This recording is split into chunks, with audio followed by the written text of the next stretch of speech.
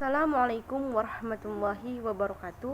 Nama saya Yunita Saskia Simbolon. Di sini saya akan menjelaskan mengenai pengertian dari kurikulum. Kurikulum merupakan salah satu bagian penting pada saat terjadinya proses pendidikan. Karena suatu pendidikan tanpa adanya kurikulum akan terlihat tidak teratur. Kurikulum merupakan suatu alat untuk mencapai tujuan pendidikan dan sekaligus digunakan sebagai pedoman dalam pelaksanaan proses belajar mengajar pada saat berbagai jenis dan tingkat sekolah. Sedangkan pengertian kurikulum secara terminologi banyak dikemukakan oleh tokoh-tokoh pendidikan. Salah satunya ialah Rowe and Crow yang mengatakan bahwa kurikulum rancangan pengajaran yang isinya sejumlah mata pelajaran yang disusun secara sistematik yang diperlukan sebagai syarat untuk menyelesaikan suatu program pendidikan tertentu. Kemudian Zakia Derajat dalam Haramayulis memandang kurikulum sebagai suatu program yang direncanakan dalam bidang pendidikan dan dilaksanakan untuk mencapai sejumlah tujuan-tujuan pendidikan tertentu. Dengan demikian, berarti kurikulum merupakan seperangkat perencanaan pengajaran yang sistematik yang berisi pernyataan tujuan organisasi konten, organisasi pengalaman belajar, program pelayanan, pola belajar mengajar, dan program evaluasi agar pembelajaran dapat meningkatkan pengetahuan, pemahaman, dan perubahan tingkah laku. Kemudian selanjutnya ialah pengertian pendidikan multikultural. Pendidikan multikultural terdiri dari dua kata, yaitu pendidikan dan multikultural. Yang mana pendidikan yaitu usaha sadar dan terencana yang diberikan pada peserta didik agar dapat mengembangkan potensi yang dimilikinya sehingga ia menjadi pribadi yang berguna bagi agama, bangsa dan negara. Sedangkan multikultural berarti keragaman budaya. Pendidikan multikultural berarti proses pengembangan seluruh potensi manusia yang menghargai pluralitas dan heterogenitasnya sebagai konsekuensi keberagaman budaya, etnis, suku, aliran atau agama. Assalamualaikum warahmatullahi wabarakatuh. Saya Kartia Sari Putri, NIM 0301111021 akan menjelaskan materi mengenai kurikulum pendidikan multikultural di Indonesia.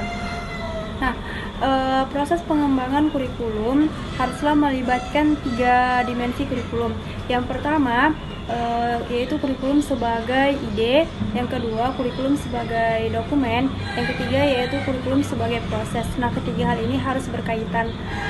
Kemudian suatu prinsip yang harus diperhatikan dalam proses pengembangan kurikulum pendidikan multikultural adalah ketiadasragaman dalam kurikulum seperti yang terjadi pada saat sekarang. Pada saat sekarang, keseragaman tersebut terlihat pada keseragaman pendekatan kurikulum pada setiap jenjang pendidikan, yaitu kurikulum disiplin ilmu. Adanya nama mata pelajaran, contohnya seperti ilmu pengetahuan alam atau IPA, ilmu pengetahuan sosial atau IPS, dan program muatan lokal lainnya. Label IPA dan IPS ini bahkan seringkali dipertanyakan sesuatu yang lemah, bahkan juga menjadi sesuatu yang tidak dapat dipertanggungjawabkan kedisiplinan ilmunya. Padahal sesuai dengan pendekatan multikultural, sumber kualitas yang dinyatakan dalam kurikulum tidak hanya terbatas pada kualitas yang ada pada disiplin ilmu gitu. Terima kasih, sepertinya ini saja yang dapat saya sampaikan. Lebih dan kurangnya saya mohon maaf. Saya kembalikan kepada moderator. Assalamualaikum warahmatullahi wabarakatuh. Assalamualaikum warahmatullahi wabarakatuh. Saya Afridul Hasibuan, NIM 0301192078. Baiklah, di sini saya akan menjelaskan kurikulum pendidikan multikultural di negara Asia, yaitu yang pertama negara Malaysia.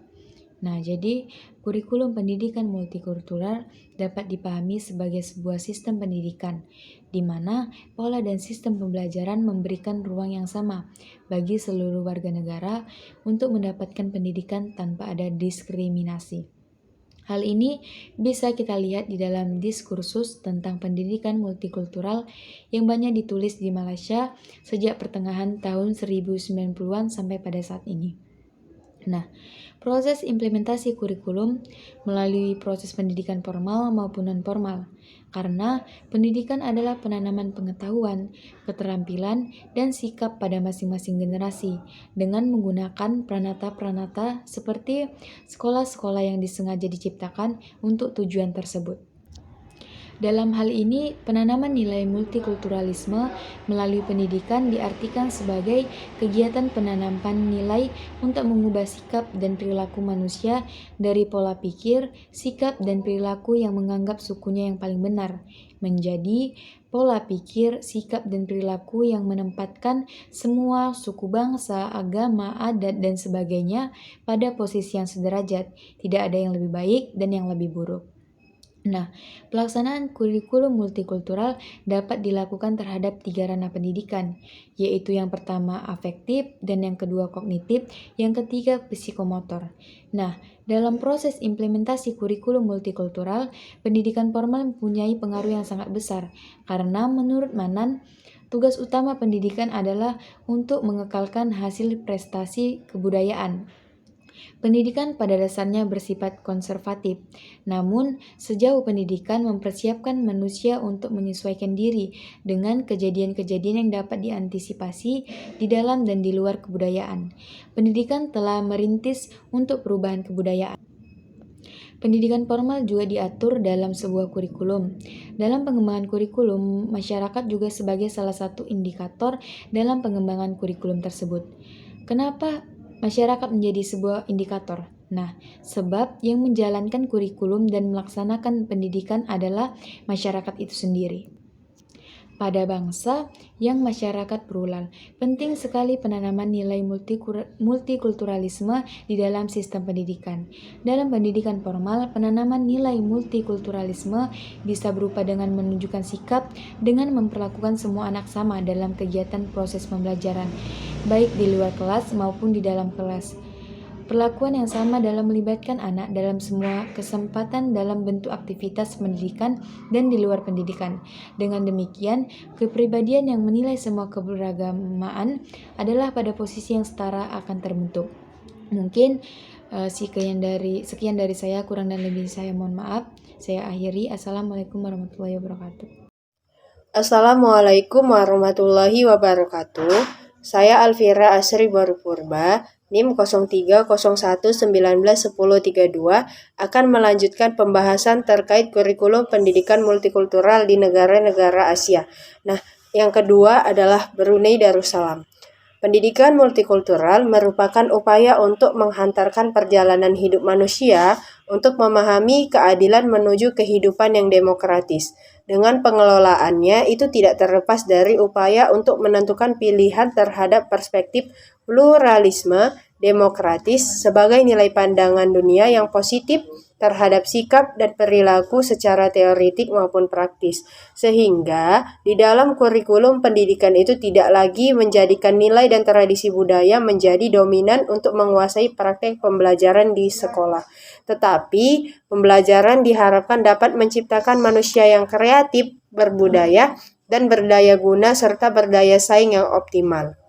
Jadi, menurut Pupu Fatur Rahman, beliau mengatakan bahwa pelaksanaan kurikulum yang bersifat umum itu memiliki 4 dasar. Yang pertama adalah mengidentifikasi serta menetapkan tingkah laku yang sesuai dengan tuntutan dan perubahan zaman.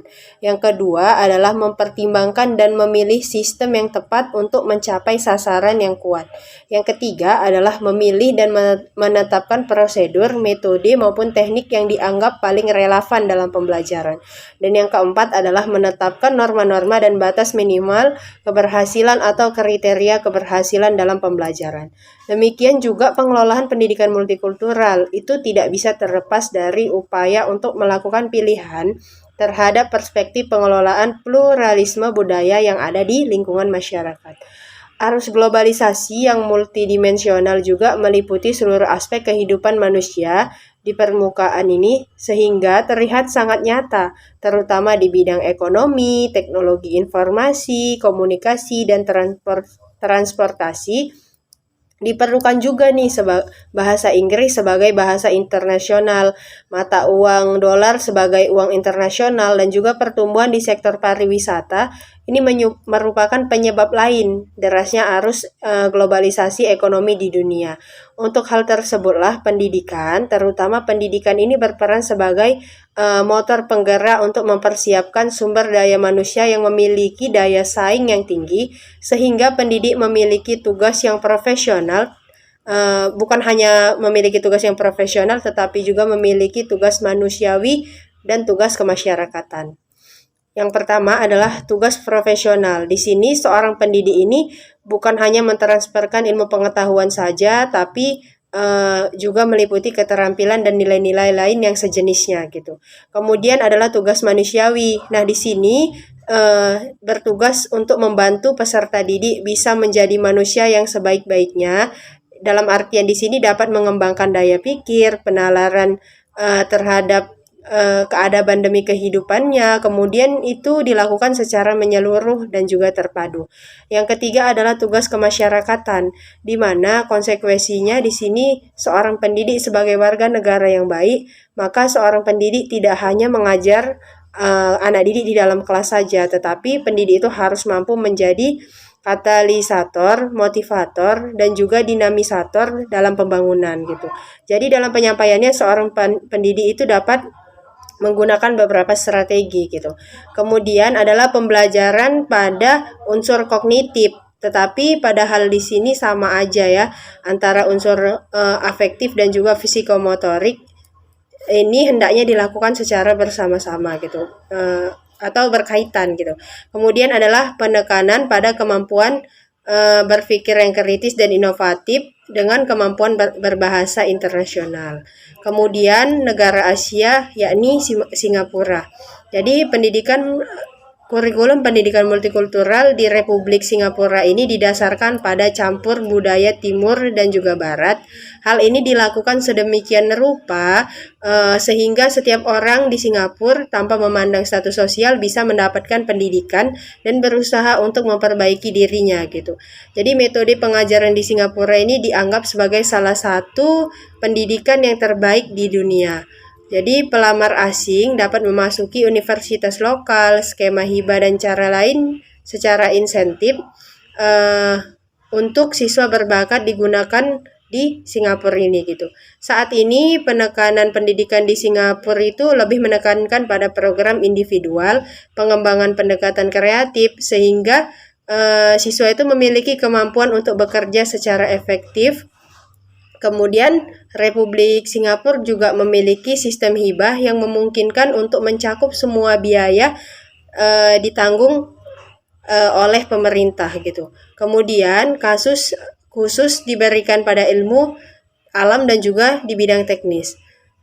Nah, jadi prinsip-prinsip sistem pendidikan di Singapura ini ada 4. Yang pertama adalah pendekatan individual, yang kedua adalah pendidikan toleransi, yang ketiga adalah ketersediaan, dan yang keempat adalah meritokrasi. Gitu. Sekian yang dapat saya sampaikan, lebih dan kurangnya saya mohon maaf. Terima kasih. Assalamualaikum warahmatullahi wabarakatuh.